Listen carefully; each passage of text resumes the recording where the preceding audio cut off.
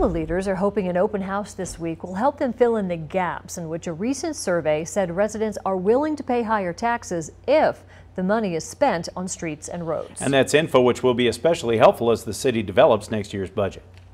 The survey released earlier this spring is the first the city has done in 7 years.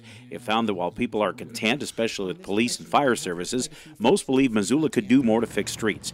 11% of those surveyed said Missoula taxes are too high, even as most strongly support spending more on streets and roads. And that's created a few questions for Missoula leaders to wrestle with. Are people willing to pay more taxes, and for what exactly? At an open house Tuesday evening, the city hopes to hear more specific input and maybe answer some misconceptions about property taxes. Some part about being able to provide some education around property taxes, helping folks understand where they come from and where they go. Beyond the issue of traffic improvements, the survey also found 23% of those surveyed are worried about housing issues as Missoula prices continue to climb for both purchased homes and rentals.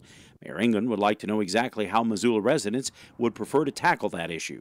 Housing is at the whim of the market to a certain degree, and we don't have the same degree of control over how much or what kind of housing gets built as we do about what kind of streets get built and where. So helping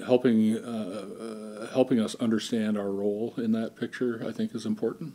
Engen says at a time when Missoula's growth is probably the most robust in more than a decade, it's going to be important for the city to make the most strategic use of its tax dollars to keep the momentum going and affordable.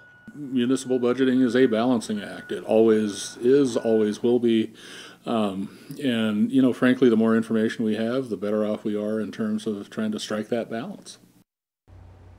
The open house will give people a chance to focus on specific stations such as streets and housing that will be set up in the Missoula City Council chambers from 5:30 until 7:30 tomorrow evening.